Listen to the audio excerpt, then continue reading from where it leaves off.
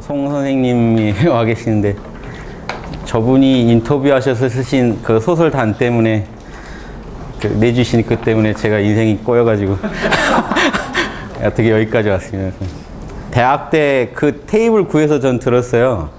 김정빈 씨랑 이렇게 인터뷰하신 걸. 목소리는 늘 그래서 선생님, 봉호 선생님 때문에 이제 희망을 품고 2014년 올해 뭐 통일된다고 막 예언을 하셔가지고 같이 얘기했다가 사람만 못 되고 그랬죠. 그래서 근데 이제 제가 선생님이 왜 이제 그런 말씀 하셨을까도 많이 고민해보고 저는 그런데 그게 제 삶에 힘이 됐어요. 2014년까지는 그 소설단을 보고 2014년까지는 전 세계에 내놓을 어떤 도덕을 내놔야 된다. 우리나라에서 전 세계를 가르칠 위대한 철학이 나온다. 그게 저한테 너무 울려가지고 저한테 하신 말씀도 아닌데 혼자서 한 20년간 이제 봉호 선생님 댁도 다니고 하면서 뭐라도 하나 기동량이라도 더 하고 노력하고 해서 그 정보를 얻은 거를 또 한 20년간 이제 제 나름대로 소화를 해내다 보니까 선생님 말씀 거짓말 되게 하기 싫은 것도 제일 컸어요. 그래서 제가 또 홍익인간이 뭔지 가르쳐 준 분이 봉호 선생님이셨고 홍익인간이 뭔지 그렇게 정확하게 얘기해 주신 분을 못 봤어요. 선생님만 홍익인간은 남을 나처럼 사랑하면서 내가 당해서 싫은 거 주지 말고 내가 받고 싶은 거 주는 게 홍익인간이다 라고 얘기를 해주셔서 그것 때문에 유불선이 기독교까지도 하나로 보게 되는 안목을 갖게 됐거든요. 그래서 그 선생님 덕에 제가 또 그래서 그 많은 우여곡절이 있었지만 20년 안에 우리나라에서 전 세계를 가르칠 철학이 영적인 철학이죠. 지금 보면 이런 영혼의 철학인 거죠. 이거를 한민족이 내놓으면 얼마나 좋겠는가 하는 그런 염원을 하셨던 거로 보고 이런 걸 이 세상에 드러내서 이 세계의 모든 자본주의와 공산주의의 양대, 이거 이원성 아닙니까? 이걸 깨려면요 공산주의자도 아니고 자본주의자도 아니어야 돼요. 영적인 안목을 갖춘 사람만 이 이원성에서 생긴 모든 문제를 풀 수 있다고 확신합니다. 그래서 이 세계 속에서 어떤 영성을 드러내는 작업이 중요하다라고 봤는데 마침 이런 책이 또 나와서 이런 좋은 자리를 갖게 돼서 너무 기쁩니다. 그래서 다시 한번 또 이런 어려운 책을 옮겨주신 조옥경 선생님께 책도 받으셨고 너무 이제 또 제가 마음이 이 벅차죠. 이런 내용이 제가 이걸 뽑다 보니까요. 야 이건 한 학기 맡아서 한 학기 강의 교재로 쓰면서 요거 내용을 다 한번 살펴보면 우리나라에 정말 눈 밝은 분들이 많이 나오겠다 이런 생각을 많이 했습니다. 그래서 오늘 짧은 시간이지만 최대한 알차게 한번 또 풀어보겠습니다.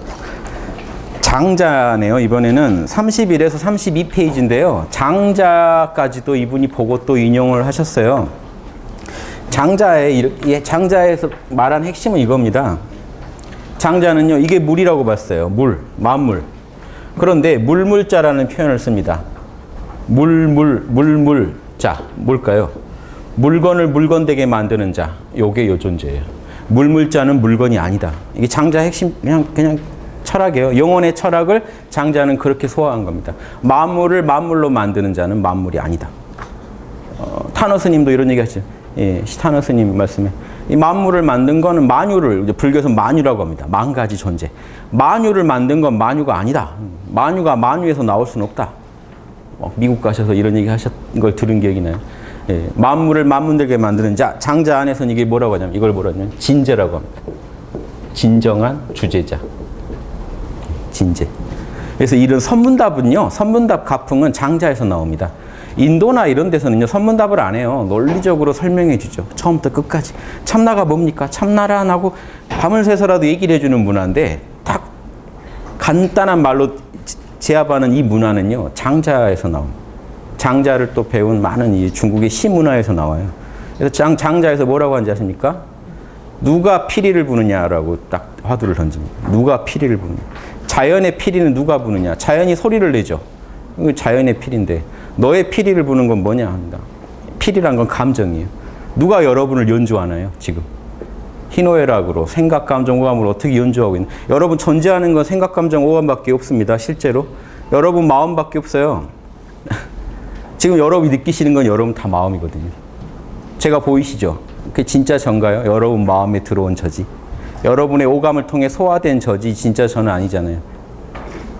예, 객관적인 게 없다는 게 아니라 여러분이 느끼고 사시는 모든 건 사실 여러분 마음이에요. 그걸 영혼의 철학을 공부한 사람들은 바로 이걸 알아냅니다. 일체 유심조의 참뜻이에요. 일체는 맘먹기 달렸어. 그거는 철학이 아니에요. 그 처세 성공 철학인지 몰라도 불교에서 말한 일체 유심조는 일체 여러분이 보고 듣고 느끼는 모든 건 여러분 마음의 작용이라는 거예요. 여러분은 아무리 윤회를 하고 아무리 우주를 돌아다니셔도 절대 여러분 마음에 들어온 것만 봅니다. 여러분 마음이라는 스크린에 뜬 것밖에 못 봐요. 여러분은 여러분의 스크린만 보고 계십니다. 안드로메다를 가보세요. 가서 뭐 보실래요? 생각, 감정, 오감. 여기서도 생각, 감정, 오감. 부처님이 예전에 딱 나뭇잎 하나를 딱 쥐더니 우주 전체 일체란 게 뭡니까? 나뭇잎 하나 쥐더니 요거랑 저 산의 나무랑 다르냐? 똑같습니다. 심수심법. 우리말로 하면 생각, 감정, 오감밖에. 우주는 다 그거다. 그래서 신수심법만 정확히 관찰하면 우주의 속성이 바로 나와버립니다. 무상고무아. 그걸 초월한 열반자리는 적정. 내 안에서 우주의 속성, 본질을 알아내버리고 나면 대우주와 소우주가 하나라는 거 알게 되고 우주 전체 제일 근원은 열반자리라는 게 바로 나오는 거. 이런 공식으로 다 철학을 해요. 동서양에 이런 식으로 이분들이 진짜냐 가짜냐 떠나서 동서양에 꼭 이렇게 사시는 분들이 꼭 있어요. 그분들이 이 책에 소개된 분들이에요. 어느 시대 어디 태어나도 꼭 똑같은 생각들 하는 분들, 똑같은 짓 하는 분들, 그분들을 모아놓은 거예요. 그분들을 통해서 우리가 우리 이런 영적 진리를 배울 수가 있으니까. 장자는 뭐라고 합니까? 만물은 자신의 한계를 갖고 있지만 그것은 한계가 없고 무한하다.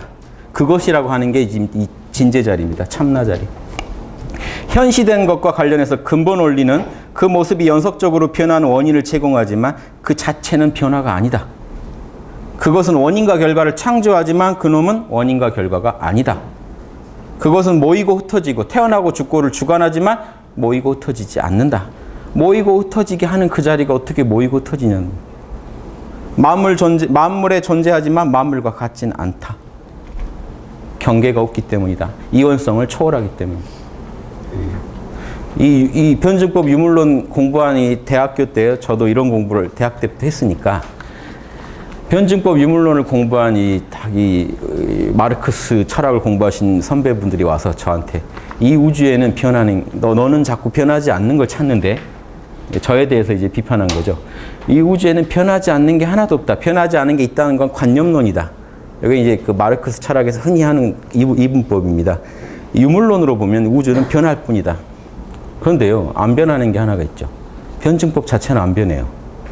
우주는 정반합으로 계속 변화할 뿐이라고 주장하지만 정반합으로 변한다는 사실은 안 변하죠.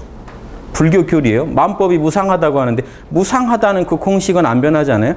그 공식도 같이 변해버리면 무상했다 안 무상했다 할 텐데 그 일정한 이 불변의 룰은 누가 그걸 운영하고 있을까요? 누가 그 원리대로 우주를 경영하고 있을까요? 불변의 존재가요 없다는 철학이란 건 없습니다. 그런 말이란 말 자체가 자기 말만 불변이란 얘기거든요. 다 변하는데 요건 안 변해. 안 변하는 건 어디서 나왔을까요? 우주에 안 변하는 게 있지 않을까요? 그래서 영혼의 철학은 그런 시각으로 접근하는 겁니다. 능가경 한번 보실래요? 진리를 이해하지 못한 채 31에서 33페이지입니다. 진리를 이해하지 못한 채로 헛되이 추론하는 사람들은 비진야나, 요 식별이죠. 색수상행식에서 식이에요. 여기서 있는 식은 이제 분별의 의미로 썼습니다. 분별의 정글에서 길을 잃고 이곳저곳, 그러니까 이거다 저거다 따지고만 있다는 겁니다. 달리면서 자기 에고의 관점만 정당화시켜요. 여러분 이런 상태에서는요 참나를 모르는 요 빛 속에서 사물을 보지 못하고 이 방에 지금 불 끄고 본다고 하면요 이 가까운 문도 안 보여요. 여기가 뭔지도 몰라요. 만져보고 더듬어보고 추측할 뿐이에요. 뭘 거다. 이 방은 어떻게 생긴 것 같다고 한참 추측하는데 불 켜고 보면 황당하죠.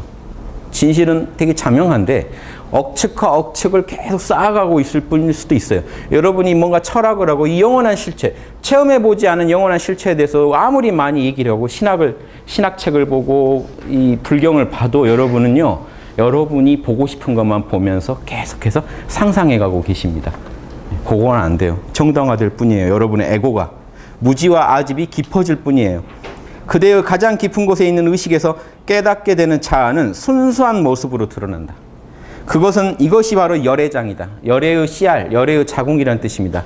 열애를 품고 있는 자리, 자궁, 씨알, 불성이란 소리예요. 열애장, 문자 그대로 붓다를 품은 자궁으로서 단순한 추론으로는 다루어지지 않는 영역이다. 그 본성이 순수하고 유한무한의 범주를 벗어난 이 우주심은 더럽혀지지 않는 열애장으로 중생을 이를 잘못 알고 있다.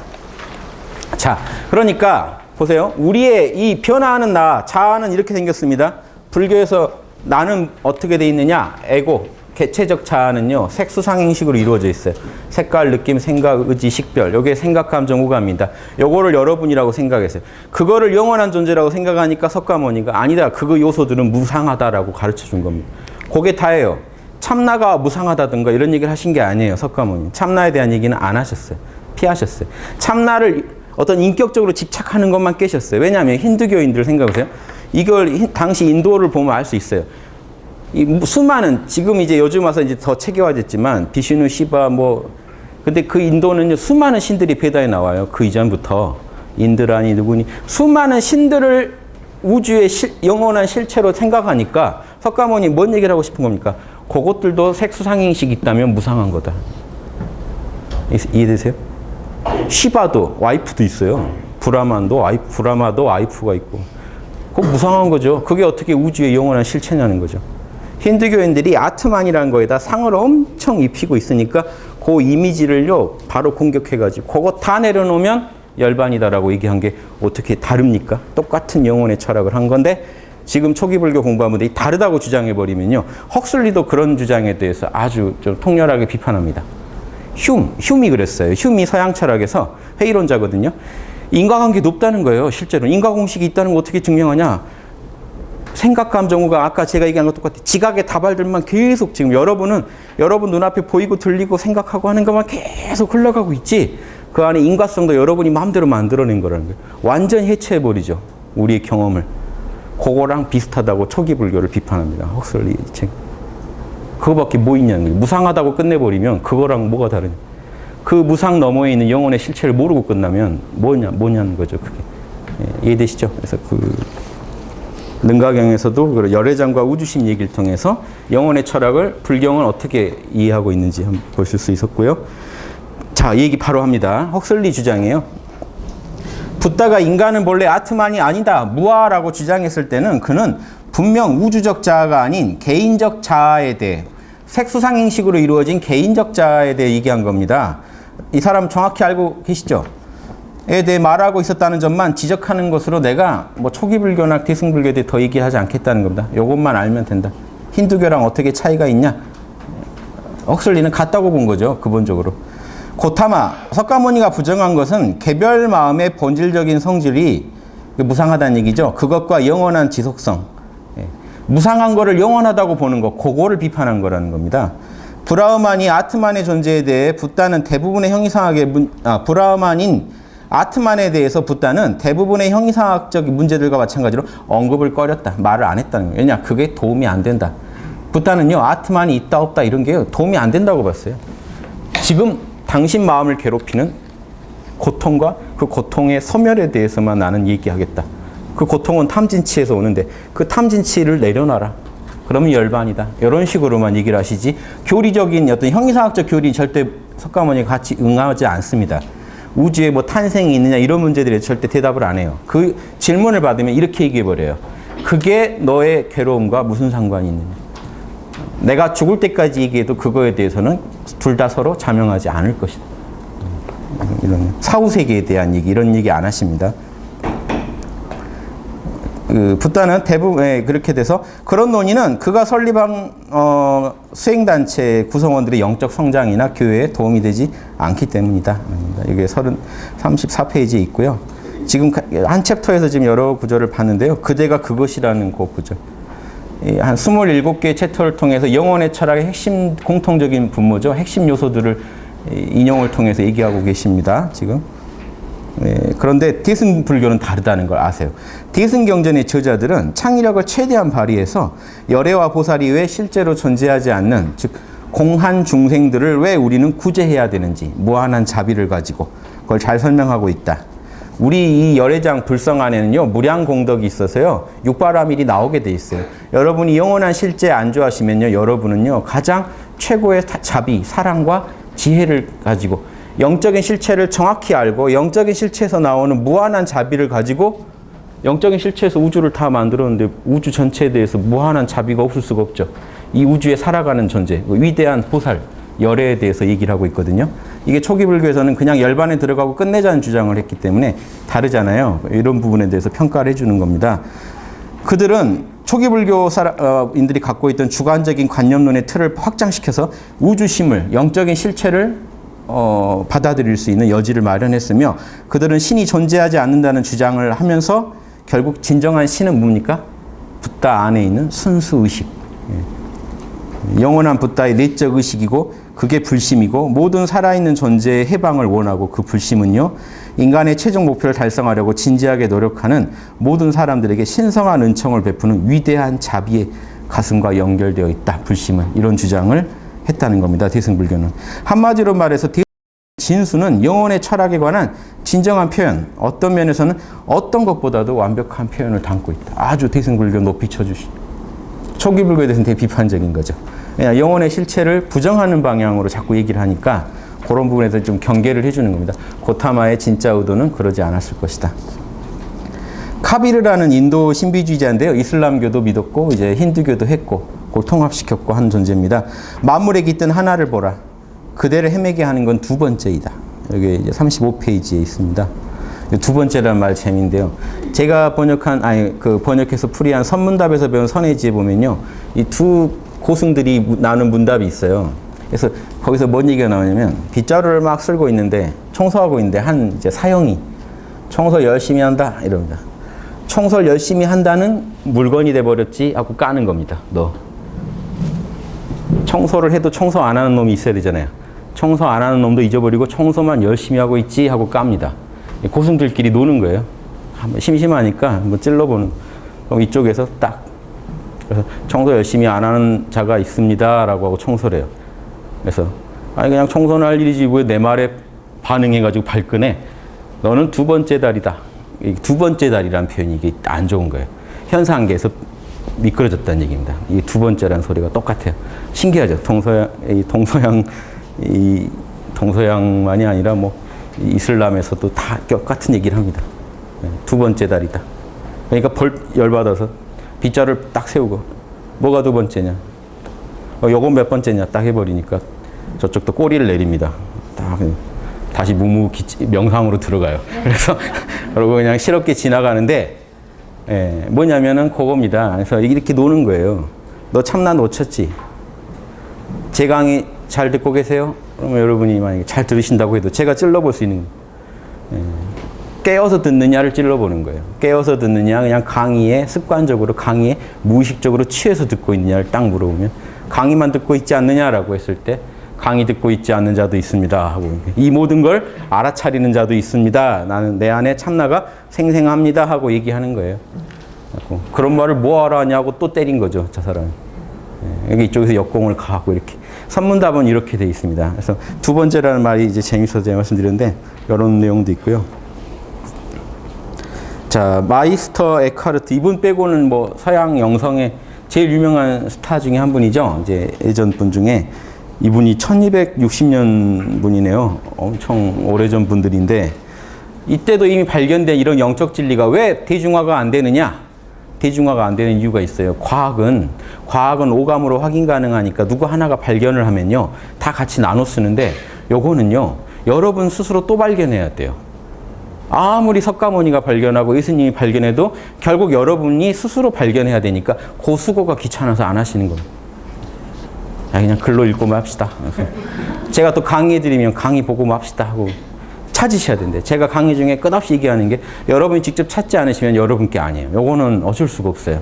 여러분 영혼을 실험실로 삼고 여러분 영혼을 가지고 조작을 해서 알아내야 돼요. 여러분 마음을 순수하게 하지 않으시면 나오질 않아요. 영성을 볼 수가 없고 그 다음에 이제 더 중요한 일이 시작됩니다. 순수하게 비워서 영성을 만나도 영적 실체를 만나도 이대로 살아가는 게 또 문제가 돼요. 늘 영적 실체를 자각하고 신의 뜻, 이 영원한 실제가 나에게 어떻게 살라고 인도하는지를 시시각각 들을 수 있어야 돼요. 한 번 듣고 끝나면 안 되거든요. 왜냐하면 우리는 매 순간 선택해야 되잖아요. 선택의 기로마다 이거는 이 신의 뜻을 따른 건지 내 개체적 에고의 무지와 아집을 따르는 건지가 갈라지기 때문에 시시각각 만나야 되고 신성을 시시각각 신성의 소리를 들어야 되고 신성의 뜻대로 실제 살아야 돼요. 요 요소들이 갖춰지지 않으면 이게 불교에서 말한 계정입니다. 선정을 통해서 신성과 만나고 지혜를 통해서 신성의 뜻을 읽어내고 계율을 통해서 필천해야 돼요. 순간순간이 이렇게 살아가는 게 이게 성인의 모습이거든요. 그래서 헉슬리는 뭐라고 하냐면 군인의 비유예요. 군인이 훈련받듯이 그렇게 훈련해서 그렇게 살 수 있는 존재가 인간 중엔 귀하다 하는 얘기를 합니다. 어렵죠. 이렇게 한 번 신성 만나고 막 그거 가지고 평생 자랑하고 이런 건 아니라는 신성의 뜻이 아니라는 얘기 그건 예. 그것도 뭐 귀해요. 왜냐하면 누구 하나라도 만났다고 해야 다른 분도 만날 마음을 품으니까요. 혹시 나도 되려나 하고 해볼 거 아니니까 그런 데는 도움이 되시지만 진짜 신성을 만나서 우리가 영혼의 철학을 완전히 소화하고 사는 성인의 경지란 뭘까? 요건 좀 다릅니다. 요게요. 헉슬리 이분이 너무 설명을 잘해 주셔서 제가 뽑아놓은 게 있어요. 좀 이따 설명드릴게요. 먼저 마이스터 에커르트 글 보면요. 아는 자와 알려지는 대상은 하나다. 주객이요. 하나가 돼야 돼요. 참나 자리에서는 하나 자리, 하나입니다. 자, 보세요. 참나는 이원성을 떠나죠. 이때는요. 어떻게 되는지 아세요? 왜 I am이란 말밖에 할 수 없냐면 이때는 내가 보고 내가 보여져요. 나 상태예요. 이 대상을 보면 나가 어떤 대상을 보죠. 나와 대상의 상태라면 나가 나를 보고 있는 상태는요. 이원성을 초월해버려요. 내가 나만 보고 있습니다. 내가 나를 보면요. 보세요. 여러분의 내가 나 밖에 있는 대상을 본다고 하면요. 대상과 여러분은 벌써 일단 둘이 됐죠. 쪼개졌죠. 쪼개진 상태에서 여러분이 대상을 보면요. 아무리 봐도 거중만 보이지 속이 안 보여요. 그러니까 전체가 다 안 드러나요. 그러니까 찜찜함 속에서 대상을 만나게 돼 있습니다. 여러분은. 근데 여러분이 여러분을 보면요. 여러분 에고가 이해하건 말건 전체가 드러나게 돼 있어요. 내가 나를 본 거니까. 이해되세요? 이러면 이원성을 초월해버려요. 그래서 나라는 존재만 잡으시라는 겁니다. 몰라 하고 내가 존재한다는 것만 느끼시면요. 처음엔 내가 나를 봐야 돼요. 개체적 나가 이 아트만을 찾고 있는 형국이 되는데 좀 지나면 내가 나만 보게 되면 다른 게 다 사라지고 나면 이원성을 초월해보기 때문에 나만 남아요. 내가 있다 하는 이 느낌, 말이 아니라 이 느낌만 남지 아무것도 없어집니다. 이때 여러분은 왜 이 체험을 하신 분들이 뭔 얘기를 하는지 아세요? 우주가 나더란 얘기를 하게 돼 있어요. 왜냐? 나밖에 없었기 때문에 그 세계엔. 나 아닌 게 하나도 없었기 때문에 내가 우주라고 느끼는 거예요. 이 체험을 하시고 나면. 내가 나를 본 상태가 제일 귀합니다. 이게 바로 들어가는 법이에요. 대상이 하나로 껴버리면 안 돼요. 그러니까 기독교에서는요. 이걸 아시는 분들은 되게 경계하는 게 뭔지 아세요? 교회 다니는 분들끼리 서로 경계해 주는 겁니다. 하느님의 목소리, 뭐 마리아가 보이고 이래도 안 된다는 거. 그거 다 몰라 하라는 겁니다. 그거 빠져버리면 나 대상의 상태에서 못 벗어나요.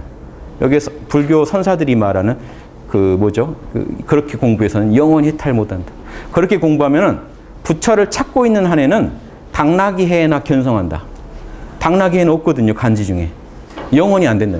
또 다른 말로 미르기 와도 안 된다. 이런 말을 많이 써요. 안 된다는 거예요. 비행기가 날아올라야 되는데 바퀴가 땅에서 떨어지질 않는 거예요. 이걸 대상을 못 놓고 있는 거예요. 이게 무소유가 안 되고 있는. 무소유라는 건요. 대상을 시원하게 놔버리세요. 다 놔버리고 나면요. 부정해버리고 나면요. 나라는 놈은 부정을 못해요. 그러니까 있어요. 그게 여러분의 본질 상태입니다. 안 어렵죠? 그 학원 선생님 같죠?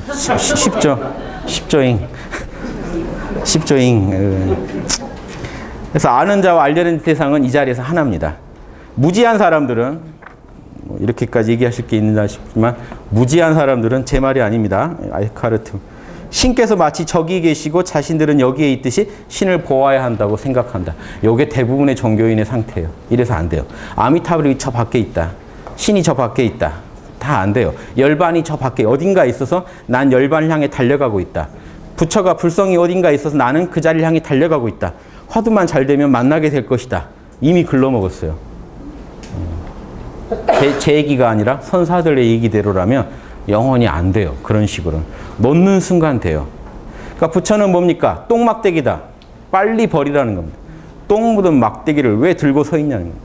부처라는 게 똥 묻은 막대기라는 거예요. 부처를 잊어버려야 여러분은 부처에 도달해요. 아무것도 원하지 않아야 여러분이 신성한 상태지. 부처가 되고 싶다는 상태는요, 신성한 상태가 아니에요. 가난한 상태지. 진짜 가난한 상태예요. 이거는 좋은 의미가 아니고. 예. 그렇지 않다. 신과 나 우리는 암 속에서 하나다. 이게 하나가 돼야 돼요.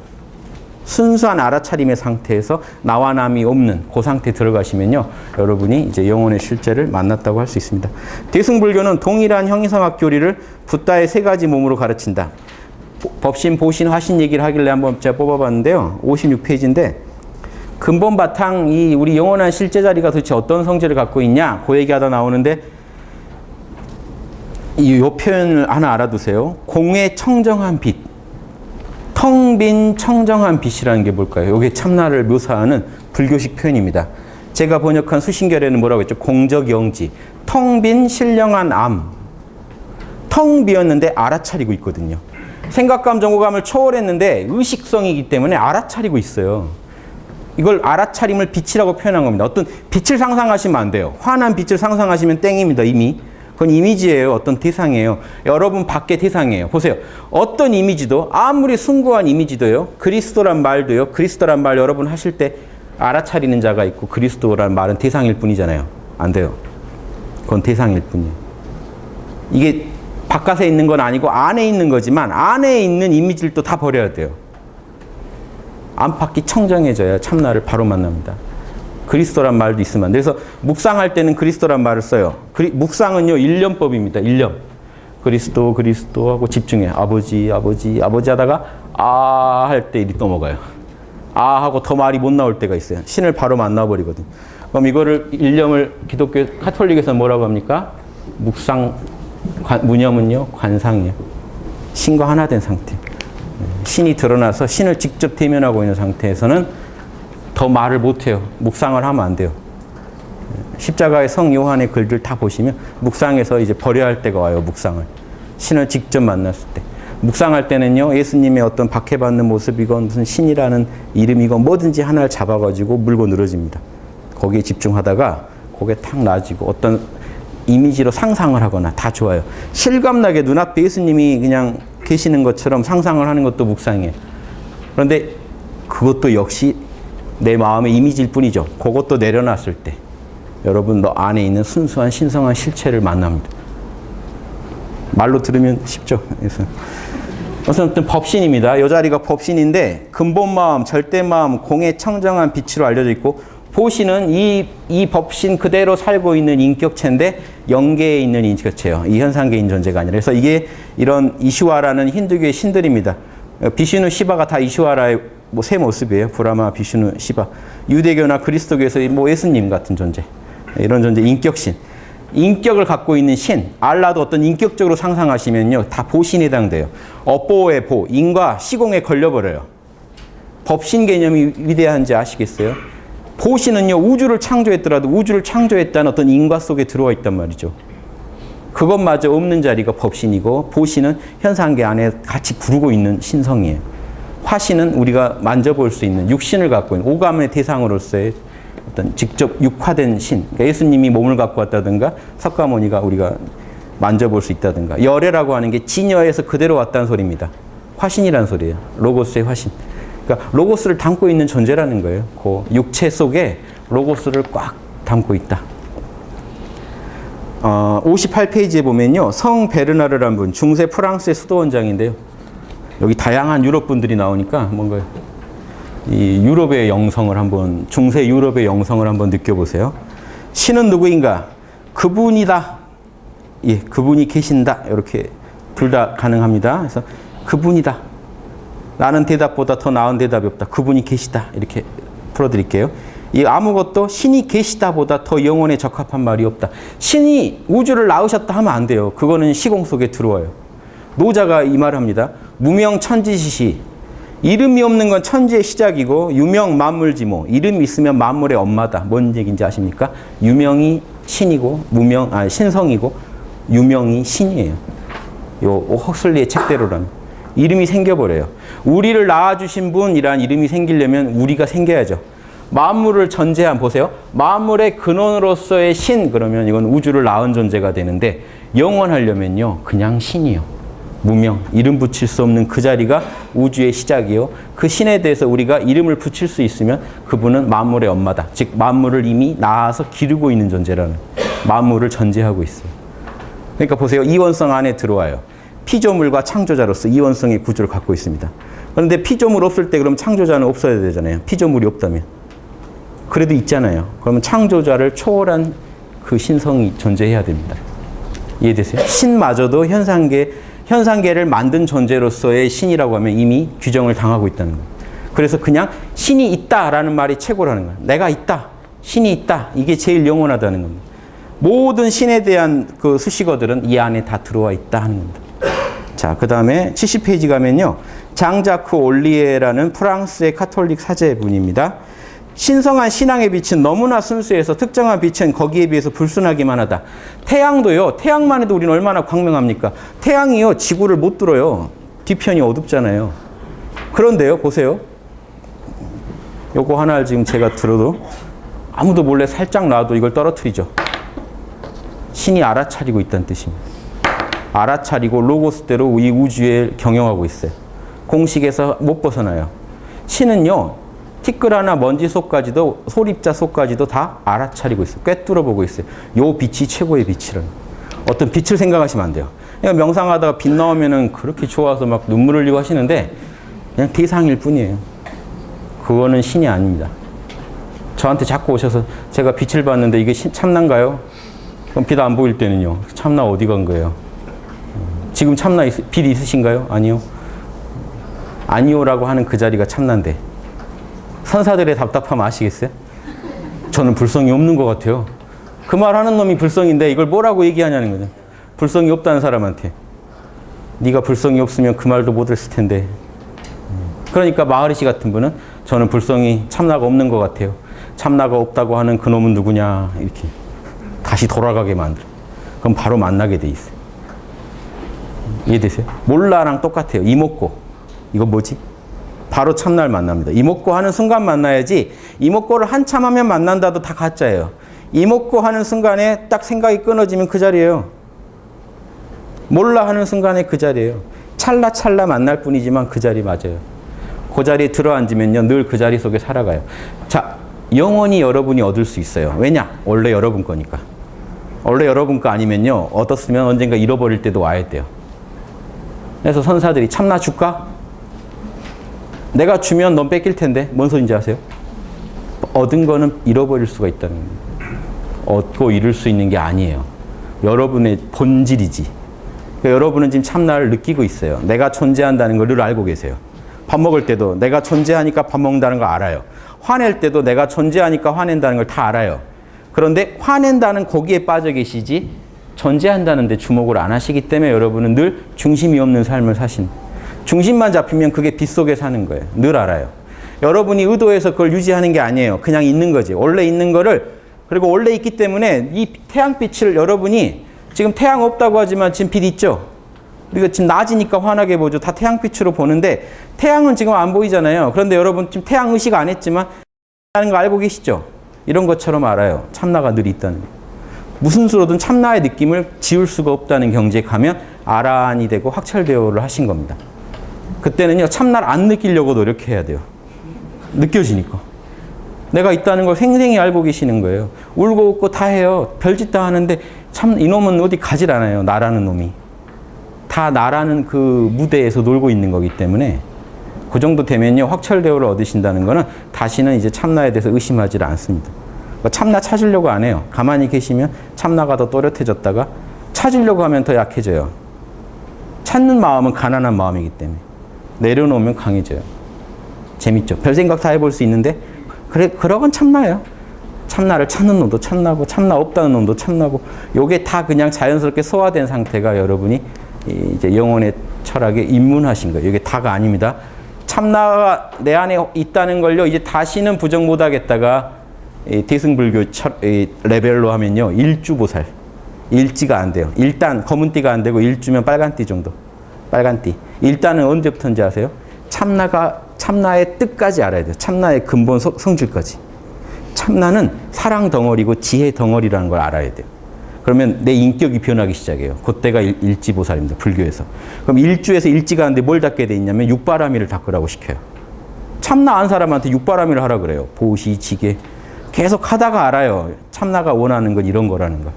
참나에 대한 이해가 깊어졌을 때 그때 일지보살을 쳐줍니다.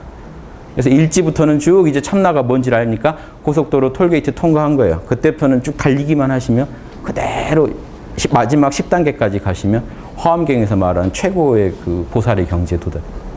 관세음, 뭐 문수 다 십지보살들을 나타내거든요.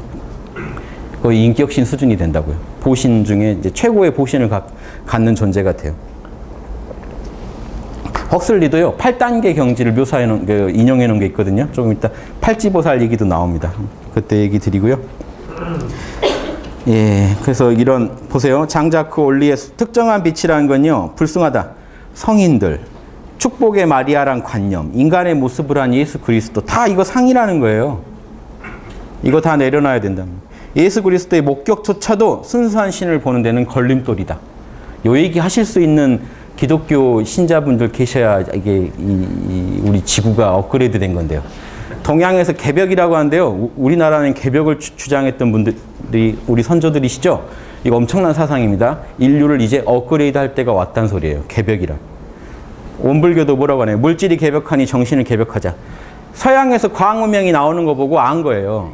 이제 업그레이드 할 시기가 왔구나. 하드웨어부터 막 교체를 하기 시작하니까 이제 소프트웨어도 질적으로 바뀔 때가 왔구나 하는 걸 안 겁니다. 이거 100년 전에 너무 빨리 하셨죠. 그래서 별로 그때는 어떻게 해보시질 못했는데 그때 뿌린 씨앗들이 이제 지금 결실을 맺어서 한반도에서 뭔가 영성의 꽃을 피우려고 하는 거죠. 그러니까 서양 거에 너무 치이시면 안 돼요. 서양은 지금 한껏 꽃을 피웠는데 이겁니다. 뭐냐면 이게 뭐냐 뭐 대단하지 않다는 거냐 그게 아니라 지금 대다수가 알고 있지 못하잖아요. 소수만 짐작하고 지금 있는 거잖아요. 한국에서 해야 될 일은 꽃을 피운다는 건 대중화예요. 왜냐하면 지금 인류가 업그레이드 된다는 건요. 스마트폰을 한두 명 써가지고는 인류가 업그레이드 됐다고 말 못하잖아요. 집에 컴퓨터 있는 집이 나라에 한 10집 있고 그러면 업그레이드가 아니잖아요. 대중화될 때 업그레이드 된 겁니다. 개벽이라는 건요. 이런 영혼의 철학이 상식이 되고 대중화될 때 인류가 개벽됐다고 하는 겁니다. 그러면요, 늘 신성을 자각하고 살기 때문에 차원이 다르죠. 지금 문제가 되는 뭔가 정치, 경제, 교육, 뭐 이런 모든 곳곳의 그 부조리나 비리들은요, 발붙일 수가 없게 되겠죠.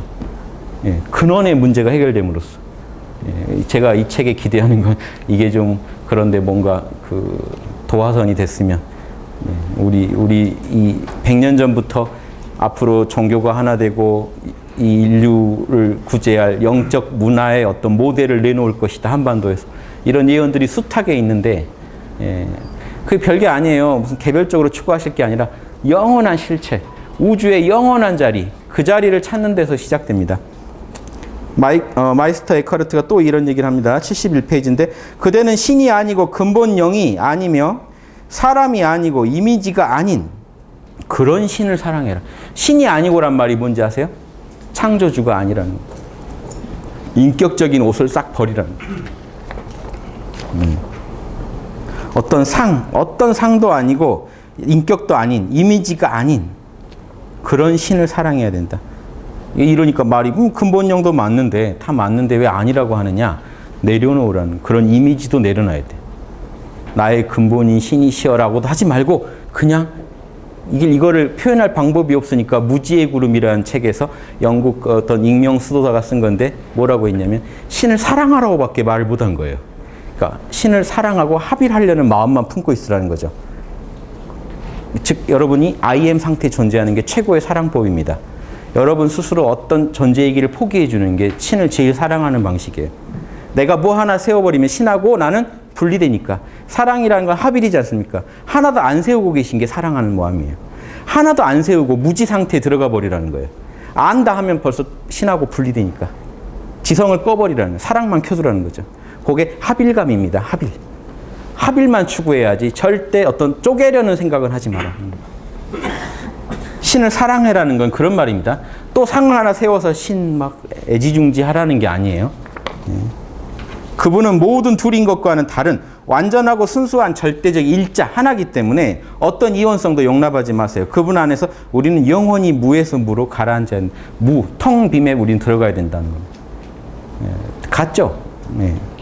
이런 독일의 신비주의자 말씀이나 프랑스 말씀이나 인도나 중국 말씀, 뭐 우리 한반도도 똑같아요. 그때 다 같은 철학을 공부했습니다. 영혼의 철학 아신 분은 다 똑같은 얘기를 합니다. 우리 민족의 뭐 천부경 삼일신 같은 경전이나 다 같은 얘기를 하고 있습니다. 티벳 사자에서예요. 이런 말이에요. 티벳식으로 한번 볼까요? 오, 성스럽게 태어난 자야. 이제 티벳은요, 요겁니다. 사자에서는 전제 조건이 있어요. 생전에 완전히 해탈한 사람한테는 뭐 굳이 이런 말 할 필요가 없죠.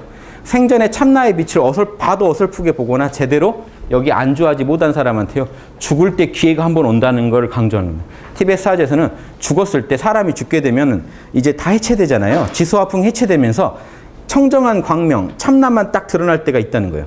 요때라도 해탈하라는 얘기입니다. 그러니까 사람 말을 듣는다고 전제하고 옆에서 계속 읽어주는 겁니다, 이걸. 그러면 이제 막 가고 싶은 대로 막 육도로 다시 들어가려는 걸? 아니다, 거기 아니다, 거기 가지 마라. 남녀가 막 아름다운 천국이 보여서 싹 들어가면은 그대로 어떤 여성의 자궁으로 들어가 버린다는 거예요. 인간으로 오면 다행인데 또 좋은 게 보여서 들어갔더니 그대로 뭐 개, 돼지의 자궁에 딱 들어가 있습니다. 그 얘기를 다 해요. 뭐 보지 마라, 뭐 나온다, 거기 가지 마라, 하지 마라. 뭐 하라는 얘기입니까? 그때라도 해탈하라는 건데 청정한 빛이 나올 것이다. 요 얘기입니다. 이걸 통해서 티벳 불교도 똑같은 걸 추구하고 있다는 걸 알 수 있어요. 오, 성스럽게 태어난 자, 이제 그대는 길을 찾아 떠날 때가 왔다. 길을 찾아야 할 때가 왔다. 그대의 호흡이 멈추려 한다. 지금까지 그대의 스승은 그대에게 청정한 빛을 직면하게 해주었다. 이제 그대는 바르도 상태, 생사의 중간 상태에서 그것을 실제로 생사의 중간이면 아니죠.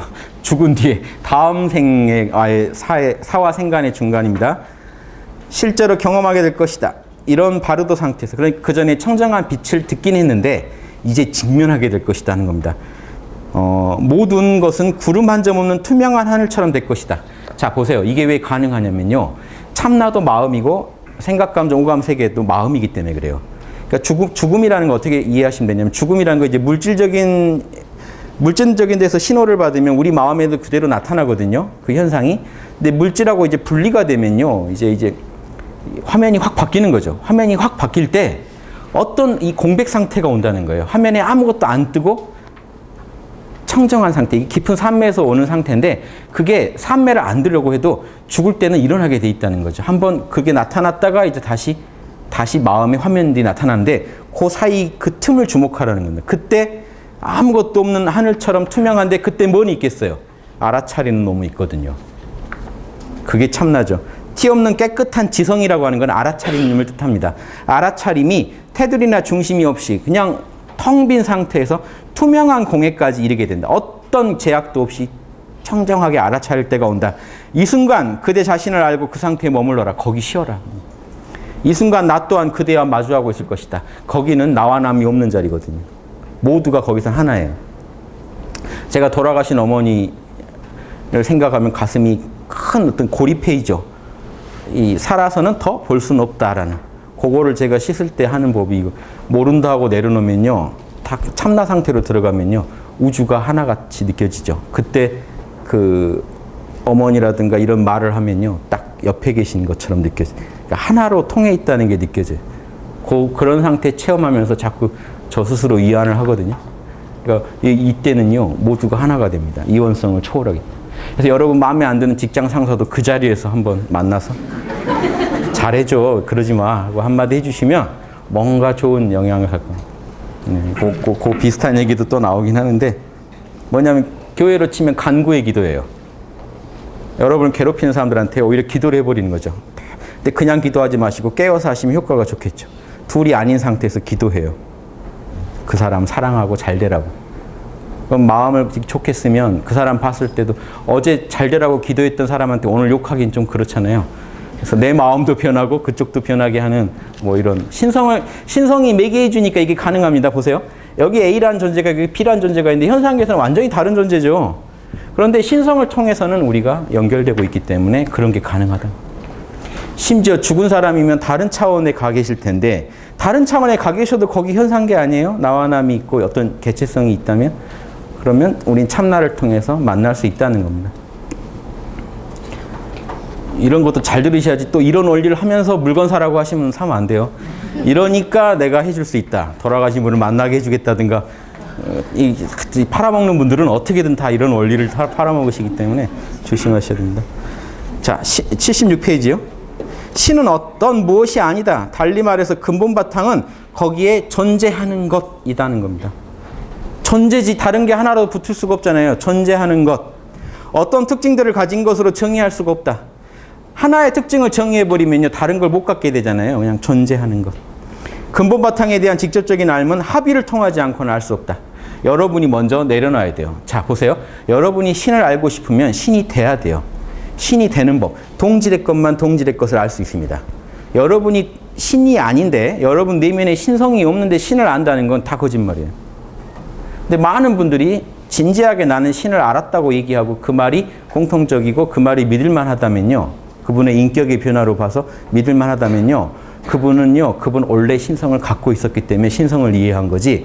여러분 오감이 있으니까 오감의 대상들을 봤을 때 즐기지. 애초에 여러분이 오감이 없다면 봐도 느낄 수가 없잖아요.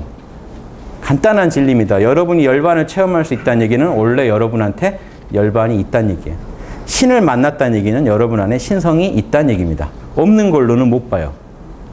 여러분 우주를 다 돌아다녀도 이 기계를 하나 들고 우주를 다 촬영하고 다녀도 기계에서 잡을 수 있는 신호만 잡지 나머지 신호는 잡을 수가 없어요. 없는 거랑 똑같아요. 신이 있다고 해도 인간 안에 신성이 없다면 만날 수가 없는 겁니다. 이해되세요? 여러분 안에 신성과 열반이 있다. 서양 철학의 아주 그 전제입니다. 동질의 것만 동질의 것을 알아볼 수 있다. 그래서 서양 철학은 일찍이 플라톤, 아리스토텔레스 그 이전부터 인간 안에 신성에 해당되는 이성, 로고스라는 게 있다고 본 겁니다. 왜냐? 우주에 있는 로고스를 읽어내려면 나도 로고스를 갖고 있어야 되거든요. 마르크스 아우렐리우스나 뭐 수많은 서양 철학자들이 그 로고스대로 살으라고 얘기한 것 뿐입니다. 인간은 이성적 존재다. 그게 요즘 말하는 이성이 아니에요. 이성도 이렇게 하부적인 이성이 있어요. 추론하는 능력. 그런 게 아니에요. 서양 철학에서 말한 인간은 이성적인 존재라는 거는 그 로고스대로 살 수 있는 존재라는 인간만이 신성을 그대로 구현하며 살 수 있는 존재다. 인간은 사회적 존재다. 그건 정치적 존재라는 소리인데 그게 뭔 말이냐면 이성을 정치적으로 구현할 수 있는 존재라는 소리예요. 그 말에 다 들었어요. 불교의 모든 상구보리 하하중생이요. 서양 철학에서는 인간은 이성적 존재요. 사회적 존재다는 말에 다 들어있어요. 로고스, 선악을 알 수 있고 그걸 통해서 사회를 구성할 수 있는 존재다. 요거 아시면 이제 서양 철학도 정확히 이해하십니다. 네. 자, 근본 바탕에 대한 직접적인 알면 합의를 통하지 않고는 얻을 수 없으며 합의는 오직 그것으로부터 그대를 분리하고 있는 브라만이죠. 브라만으로부터 그대, 여러분의 에고를 따로 떼어내고 있는 그 장벽인 이기적인 에고를 소멸시켜야 된다. 여러분을 별도의 존재로 만들어주는 89페이지에 보면요. 성 프랑스와 드살, 프랑스 태생의 이제 주교신데 신께서 우리에게 주어지지 않은 걸 소망하기보다는 주어진 사소한 것들에 충실하게 충족시키기를 원하신다. 뭐냐면요. 여러분 신비한 거 찾지 마시고요. 난 성인이 되고 싶다. 영혼의 철학을 완전히 구현하는 로고스의 화신이 되고 싶다. 그러면 집 나가시지 마시고 일단 앉으셔서 여러분 가족한테 잘하세요. 왜 신성이 왜 집을 나가야 구현됩니까 갑자기. 우주 모든 곳에 있는 게 신성인데 여러분 에고의 소리예요. 내가 불편한 거 피하고 싶고 내 에고에 해를 줄 것 같은 거 피하고 싶은 건 에고의 소리고 신성의 소리는 뭐라고 하는지 아십니까? 거기서 진리와 사랑과 정의를 구현해라 라고 합니다. 여러분이 그 자리를 피해버리시면 누군가 또 다른 분이 그거를 치유해야 돼요.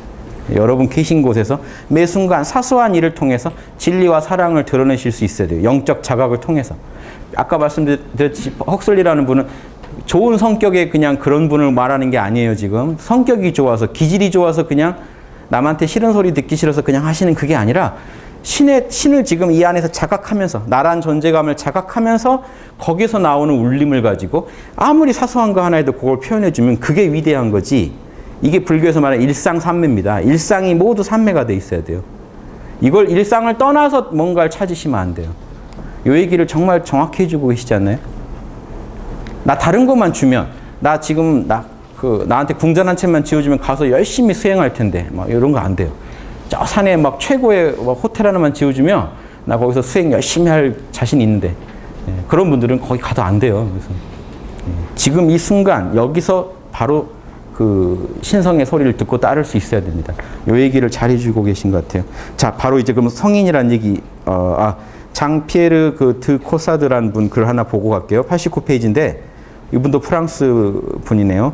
눈에 띄지 않는 일상의 의무를 사랑으로 충족시킴으로써 이 세상 누구나 쉽게 가장 탁월한 안전성이겠죠. 완전성에 도달할 수 있다. 말 좋죠. 거기서 그대로 해탈하시라는 거. 이게 대승 철학이랑 뭐가 달라요? 자, 이제 헉슬리 이분이 이제 정리를 해주는데 좋습니다. 이 부분이. 성인이란 우리 인생의 모든 순간이 위기의 순간임을 아는 분이다. 요게요, 동양 철학의 핵심이에요. 유교에서도. 유교에서 성인은 뭘 돼 있냐면요, 낌새를 잘한다고 돼 있습니다. 요걸 잘하면 성인이다. 이 낌새라는 게요, 저 김인데 싹이 하나 난 거예요. 여러분 마음에 싹이 하나 났는데 요놈이 선의 싹인지 악의 싹인지 이 낌새를 바로 봐야 돼요. 싹일 때 봐야 돼요. 이때 악의 싹이면 뽑아버리고 선의 싹이면 배양해줘요. 늘 깨어 있어야 하는 이유입니다. 늘 신성과 하나 돼 있지 않으면요, 마음에서 한 생각이 올라왔을 때 그 한 생각이 싹인데요, 방치예요. 악의 싹인데 방치예요. 요게 군자는 멀리 보라는 게 이겁니다. 군자는 하루아침에 그런 걱정을 하지 않고 뭔 걱정을 한다는 게요, 요걸 보고 있는 거예요. 장차 놔뒀다가는 큰일 나. 나와 남을 모두 해칠 싹이 자라고 있는 걸 방치하면 안 돼요. 요게 동양 유교 특히 우리 선비들이 많이 하셨죠. 경이라는 게 이겁니다. 경은요, 요 싹을 알아차리고 있는 거예요. 그래서 선의 싹이면 확충시켜주고 악의 싹이면 빨리 뽑아버려야 돼요. 요게 이제 경의 방법입니다. 그래서 우리 여기 외국 영성만 나오니까 우리 선비들 영성을 하나 말씀드리면, 경엔 두 종류가 있습니다. 존양. 희노애락이 발동하지 않을 때의 경이 있고요. 희노애락이 발동할 때의 경이 있어요. 성찰이라고 합니다. 존양은요, 깨어있기만 하는 거예요. 어떤 이원성 없이. 성찰은요, 이원성 세계 안에 들어옵니다. 그래서 성찰은요, 선이면 키워주고 악이면 잘라버리는 거예요. 한 생각이 일어날 때 선악을 바로 통찰해서 선을 밀어주고 악을 잘라버리는 겁니다. 요게 퇴계나 율곡이요, 평생 한 경이 이거예요. 이분들 글에 계속 이 얘기밖에 안 나옵니다. 한 생각이 동할 때 바로 이 낌새라는 걸 이제 서선선비들이 뭐라고 부르냐면 선악이 막 갈릴 때예요. 여러분한테 선악이 막 갈릴 때. 여러분은 모르시죠. 한 생각이 났는데 그냥 방치하고 있어요. 근데 이 생각이 사실은 되게 위험한 생각인데도 방치하고 있는 경우가 많죠. 그때 깨워서 바로 알아차려서 조치를 취해버리는 거예요. 그러니까 매 순간이 위기의 순간인 거죠. 성인들은요, 심각한 일에서 성인이 아니라 매 순간 사소한 일에서 양심편을 들어줌으로써 성인이 되는 겁니다. 너무 설명이 좋죠. 왜냐하면 모든 순간에 우리는 지극히 중요한 선택, 죽음과 영적 어둠으로 이끄는 길과, 보세요, 악은 뭡니까? 죽음과 영적 어둠으로 이끄는 길. 선은요, 빛과 삶으로, 생으로 이끄는 길 사이에서 오로지 시간적 질서에 관한 관심, 현상계에 대한 관심입니다. 시간 안에서 돌아가는 일들에 대한 관심, 그리고 영원한 질서에 대한 관심, 신성의 그 로고스에 대한 관심, 이 두 사이에서 우리는 늘 선택을 해야 되는 삶을 살아야 되거든요. 우리의 개인적인 의지나 성격의 투사물의 의지, 욕심이죠. 신의 의지, 양심 사이에서 선택하도록 강요받기 때문입니다. 그런데 이 성인들은 어떤 모습을 하는지 아십니까? 보세요. 존양 성찰이랑 똑같은 얘기를 합니다. 성인들은 그들 자신뿐만 아니라 모든 다른 존재들의 신성한 근본 바탕을 끊임없이 의식할 수 있는 상태로 데려가고 있고, 자기를 존양이죠. 끝없이 신성과 만나요. 그 다음에 이런 목적을 위한 수단으로서 일상의 가장 편범한 상황에서도 모든 것을 악의, 탐욕, 자기주장, 자발적 무지 대신에 끝없이 사랑과 이해를 가지고 현상계를 살아간다는, 이원성의 세계에서 끝없이 선을 추구한다는, 이해되세요? 선비들이 살아온 삶이요. 그래서 경몽요결에 보시면 인간은 누구나 성인이 될 거를 기약하고 시작해야지, 조금이라도 나는 안 될 것이라고 해서는 안 된다 하고 경몽요결이 시작합니다. 어린아이 가르치는 책에, 우리나라 영성 수준도 다 높았다고 하면 그렇고 높은 분들이 많이 계셨어요. 이때 프랑스도 다 높았던 건 아니잖아요. 이런 분들이 계셨던 거지. 그래서 우리도 당당하게 우리도 있었다라고 하시라는 겁니다. 네, 자, 그리고 그래서 91페이지에 성인인 한 자신들을 하늘에 계신 아버지가 완전하듯이 완전하게 만들어주는 신과 결합하는 삶을 지니고 있는 한 그들 모두는 놀랍도록 유사하다. 신기하죠? 동서양이 없어요. 동서고금이 없어요. 도에 어떻게 시간성이 있습니까? 공간성이 있습니까? 그러니까 동서가 없고 고금이 없죠. 지금 이 순간에도 여러분이 영성만, 여러분 안에 있는 그 영원한 실체만 만나면 여러분의 삶은 근본적으로 바뀌게 되어 있습니다. 그들의 행동은 한결같이 이기적이지 않고 끊임없이 묵상에 잠겨 있으면서, 깨어 있으면서 동시에 매 순간 자신들이 누구이며 그들이 우주 및 우주의 영적 바탕, 이 신성과 어떤 관계를 맺고 있는지를 잘 알고 있다. 그래서 여러분이 살면서요, 지금 이 순간, 자 보세요. 구체적으로 말씀드리면 여러분 이 순간 지금 나라는 존재감을 느끼셔야 됩니다. 거기가 신성이에요. 희노애락, 내가 지금 보고 듣고 있는 거, 고민하고 있는 거, 울고 웃는 감정, 여러분의 지금 감정, 그 버리라는 게 아니라 그대로 두고 신성을 찾으셔야 돼요. 그 너머에 있는. 요게 대승이요. 소승불교 비판할 때 소승불교는 탐진치랑 싸운다. 아니다. 우리 대승은 안 그렇다. 탐진치의 근원을 바로 본다. 탐진치도 다 참나에서 나온 거거든요. 이해되세요? 여러분 생각, 감정, 오감이랑 싸우지 마시고 그대로 근원으로 들어가 보세요. 놓고 손만 놓고 그냥 들어가세요. 그래서 만나고 나면요. 내 생각, 감정, 오감을 어떻게 경영해야 될지 지혜가 나오고 이 우주 속에서 그리고 다른 인간 간의 관계 속에서 어떻게 했을 때 모두가 잘 살 수 있는지에 대한 답이 나와요. 이게 욕심하고 다르면 욕심은 나만 잘 살 도리가 나오는데 양심은요. 모두를 잘 살게 할 도리가 나와요. 그럼 그것대로만 사시면 성인이 될 수 있다는 거예요. 불교에서 일지에서 쉽지가 않은 과정들 다 이런 내용들이 더 심화될 뿐이에요. 황벽 선사가 뭐라고 하는지 한번 보시죠. 당나라 때 분이죠. 도를 배우는 사람이 견문각지만을 인지하며 행동하고 배우는 사람이 견문각지만을 인지하며 행하고 움직이지만 이미 견문각지를 텅 비워버리면 즉시 마음길이 끊어져서 들어갈 곳이 없어진다. 견문각지 뭐냐면요. 견이 뭡니까? 보다. 문은 듣다. 오감이죠. 각은요. 오감의 다른 작용들. 뭐 맛보고 뭐 만져보고 다 있죠. 촉감이나. 견문각. 지는요. 우리 생각, 감정. 판단하는 거. 견문각지 안에 여러분 오온이 다 들어있습니다. 오온이 그러면 오온을 버릴 거냐? 아니라는 거예요. 오온이 돌아가게 두세요. 오온 너머에 존재만 알면 돼요. 영혼의 실체를. 그렇죠? 그러니까 이 말입니다. 견문각지를 텅 비워버리면 즉시 참나를 만날 수 있는데 다만 견문각지 하는 곳에서 본심을 볼지라도 본심은 견문각지에 속하지 않으며 그렇다고 해서 떠나 있지도 않다. 뭐니까? 차원이 다른 거지. 보세요. 이게 같은 차원이면 이걸 없애야 이걸 얻는데요. 그게 아니에요. 다른 차원이기 때문에 공존해요. 공존이 돼요. 공존하는데 다만 우리가 여기에 너무 집착하니까 이걸 잠시 보지 말아달라고 하는 겁니다. 잠시 내려놔달라. 꺼달라 이거를. 그래야 이게 보인다. 근데 이걸 보고 나면 사실 어떻게 돼요? 공존을 하는 겁니다. 이원성의 세계 속에서 우리는 지혜와 정의와 사랑을 드러내야 되거든요. 여기까지. 그러면 불교에서 도노점수라는 게 뭡니까? 제가 번역한 그 수신결에 나온 도노점수라는 게, 도노라는 게 영원한 실체를 곧장 빨리 잡으시라는 거고, 점수라는 건 현상계는요, 곧장이라는 게 없어요. 현상계 안에서 매 순간 성실히 살아감으로써 현상계를 바꾸라는 겁니다. 자기의 그 인격을 닫고 세계를 더 세상에 지혜와 진리와 사랑이 더 퍼지게 만들어가라는 거예요. 이게 영혼의 어떤 철학의 저는 핵심이라고 봅니다. 능가경에 이제 보살 팔찌 나오죠. 123쪽인데요. 능가경까지 보셨어요. 그래서 보살 수행 8지에 이르면 8단계에 도달하면 성문과 영각은요, 이제 소승성자들이에요. 소승성자들은 정신적 고요함의 지복에 취해 있기 때문에 보이는 세계가 마음일 뿐이라는 걸 알지 못하지만 일체 유심조를 모른다는 겁니다. 자, 보세요. 초기 불교는요, 대승에서 뭐라고 하면 아공을 알고 대승 불교는 법공을 중시합니다. 그게 뭔 차이냐면요. 아공은요.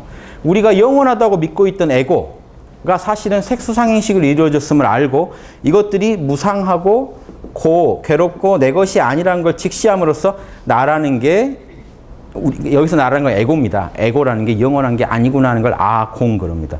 법공은요. 달라요. 여기서 멈추면 성문 영각밖에 안 되고 이제 진짜 보살이 되려면 뭘 알아야 되냐면 색수상행식이 이건 맞지만 무상한하고 괴롭고 무아인 색수상행식이 본래 뭐라는 겁니까?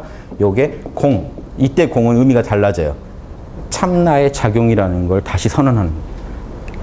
색수상행식도 참나의 작용이기 때문에 이게 반야신경입니다. 관자재보살이 반야바라미를 해가지고 뭘 알아내냐면 오온이 본래 이 5가지가 공하더라는 걸 알아내는데 이게 단순히 무상하다는 게 아니에요. 그래서 색 즉시 공, 공 즉시 색. 색이 본래 참나요. 참나가 색으로 나타난다. 끌어안아 버려요. 색수상행식을 끌어안아 버려요. 왜냐? 그래야 현상계를 돌아다니면서 색수상행식을 써서 중생을 도와줄 수가 있거든요. 이원성마저도 이 참나의 작용으로 끌어안아 버립니다. 이 부분을 또 헉슬리 이분이 잘 취하셔가지고요. 카톨릭 글에서도 그런 글들을 자꾸 뽑아서 이제 잘 해놓으셨어요.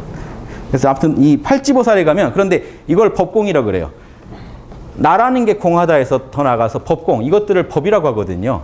법이라는 건 로고스란 뜻입니다. 각각의 로고스가 있죠. 각각의 특징들이. 각각의 공식들이 있어요. 색깔은 색깔에, 법은 뭐, 느낌은 느낌에, 생각은 생각에. 요것들이 사실은 공하다. 이 법공을 제대로 알 때가 언제냐면 팔지보살에 가서 알아요. 그래서 소승성자들은 법공을 모른다. 일체가 참마음의 작용인 줄을 모르는데 그들은 아직도 개체와 영역에 있으면서 통찰이 순수하지 않아서 그런데, 반면 보살은 그들의 가슴 속에 있는 일체를 포용하는 사랑으로부터 흘러나온 원래의 맹세, 이게 본원이라고 하는데요. 본래의 원.